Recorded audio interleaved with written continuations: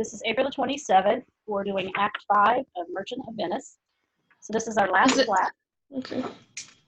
And I did get your test, Aubrey. So I will look at that today. Does anybody have any questions about the last act before we get started?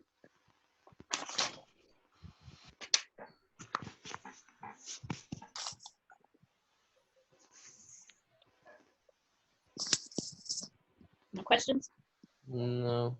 Okay. All right, so basically what happens in Act 5 is Portia and Nerissa head back home.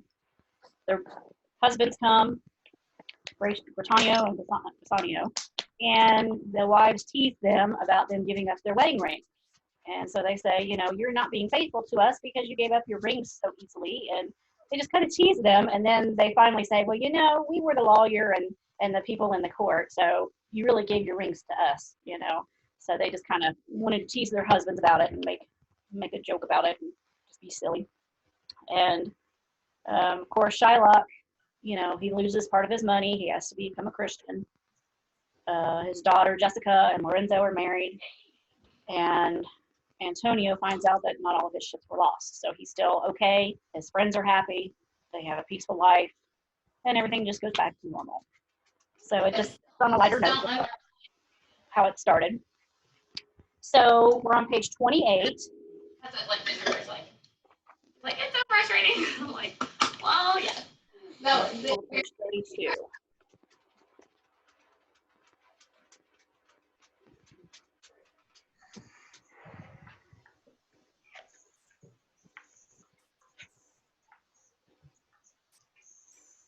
For everybody to get there. All right. So we've got 10 vocabulary words. So we want to figure out what they mean. So we have a paltry ring. What would paltry mean? Oh, small. Okay. It really didn't mean much. It was petty, you know, trivial, small. Okay.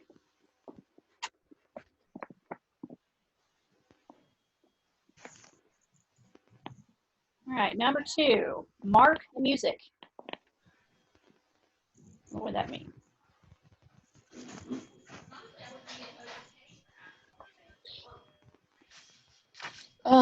To take notice. Right, take notice to or listen to. It wasn't actually taking a marker or a pencil and marking on the music sheet. So it was listening to or take notice. Okay. Number 3, happy wedlock hours.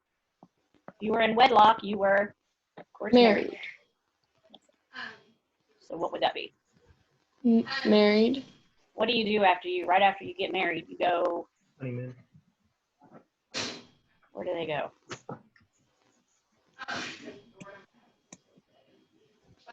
I will come over and see if I can. When you get married, you usually take a trip. What do you call that? Honeymoon. Honeymoon, right. Okay. Vehement toast. Vehement means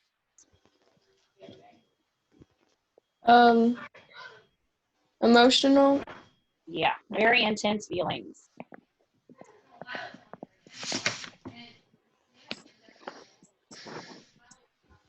Okay, number 5, a prating boy.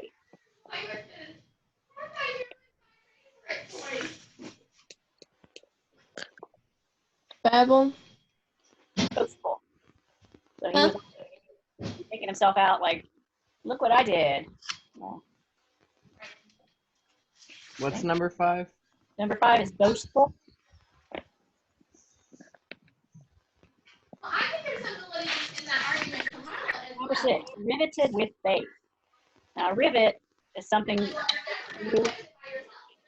or nail. So if it was riveted with faith, what would that be? What does a nail or a screw do for something? Fasten or fix something. Right, it holds something together. I mean, it's held together with faith.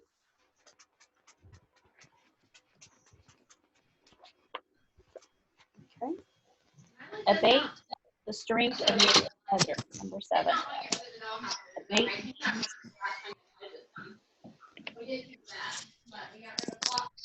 To reduce in amount. Right.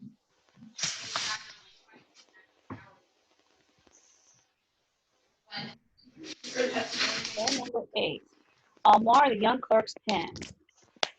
Mar something, you're doing something. I mean, honestly, we have more time right now. To damage or spoil. Right. You're damaging something.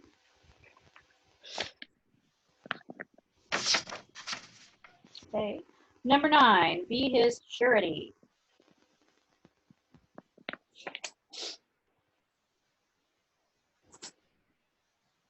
Kind of like what Antonio did for Bassanio. But then that it dealt with money.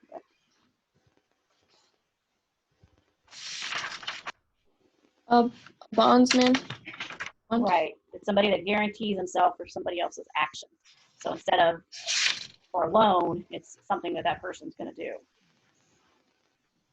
Okay. So, what is it?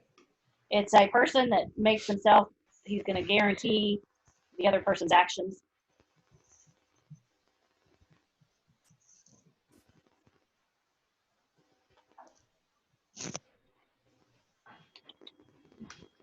And number 10, free of your argosy. That was one of our first vocabulary words in this book. Antonio had a lot of them. Merchant ships. Right. Okay. All right, page 29. So when the women tease the men about the rings, what threats do they make? So I talked about it a little bit. They teased their husbands and said that they were kind of being unfaithful to them because they gave their rings up. So what did they say they were not going to do?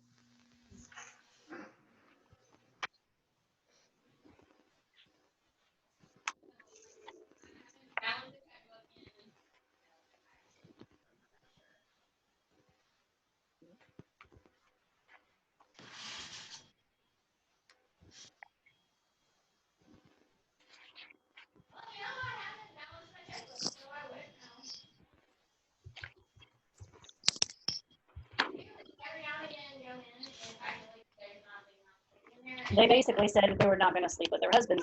That they were unfaithful, even though they weren't. But they were teasing them about that. So they said, we're not going to be sleeping with you anymore because you were not faithful to us.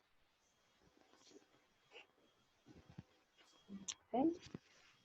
Number 2, how does Gritanio react when Nerissa teases him about the ring?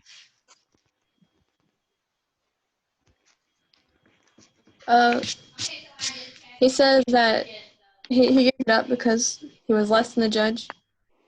Yeah, he really was upset about it. You know, he got kind of excited and uptight and upset about it because he was one that would take things really easily, you know, and be offended. And he was like, oh, I'm sorry, I didn't do anything. You know, we were there, and, you know, he was stressed out about it. All right, number 3, what happens to Antonio's fortunes at the end of the story? I kind of touched on that already, too. What was his life like? Well, he still had some ships left. I don't remember. Did he lose all the ships? I don't remember, but I just remember thinking, you know, we used to get back 6,000 a year, and now we're paying in like 16,000. Anybody? We don't hardly make. I mean, like rarely. Wait, what was the question? What happened to Antonio's fortunes at the end of the story? Actually figured it out. We announced the tax bracket, and we actually made less money. We didn't get a tax bracket. I just said that he had worked extra. He found out that he didn't lose all his ships, right?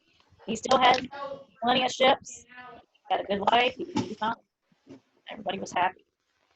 Now, Shylock, on the other hand, in number 4, what happened to him? He lost all of his money.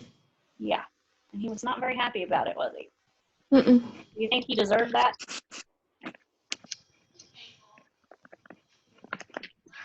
No, not quite Well, all of his money. Yeah. I don't think he deserved all that punishment. Yeah. Poetic justice. You hear about that sometimes in books and movies.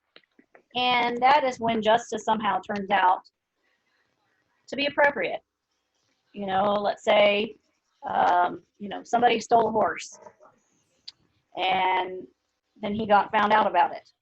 Well, then he ends up losing one of his horses through an accident or a sickness or something. Well, you would kind of say, well, that's poetic justice because he stole a horse from someone else, so one of his ended up dying or something like that. So they say he got justice without it going through the police or the courts or anything like that.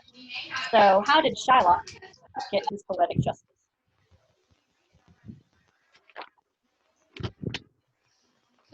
Because he lost everything because of one Right. mistake. Right. Yeah, his goal was to take money and everything away from Antonio, and it ended up happening to him. So, the Bible says you reap what you sow. So that's what happened to him. So this was a very short section. It was a very short last act. Wasn't a lot that happened. Now, I know Aubrey's done the summary already. I don't know if anybody else has started it or is working on it. But basically, you're going over the major characters. Tell me, what kind of actions they did and whatever conflicts they had.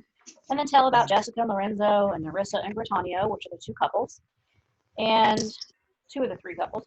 And then tell me about protagonists and antagonists. And I told you before, there really wasn't a protagonist unless you say it was in Shylock.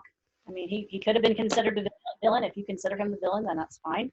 But the heroes are the ones that are the protagonists. Antagonists would be villains. As long as I get. So,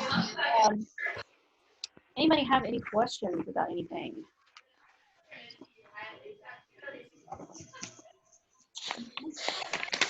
Okay. Let's see. I think I've gotten everything from everybody except Elias. He's going to email stuff. And, okay, everybody else is good. We don't have any questions or anything. I think that about wraps it up. What did you think about the Merchant of Venice overall? Well, I don't like Shakespeare, so It's kind of hard to understand sometimes, and yeah. It probably would be a little bit easier if we had been able to be in class and, kind of take the parts and kind of act it out a little bit. But he is a little bit hard to understand sometimes. But lots of weird Old English words and things in there and that you've never heard of. Okay. Anything else? Nope. Nope. All right. Yep. The last class. You all have a good summer. If you have any questions, just text me or email me, and we'll talk to you later.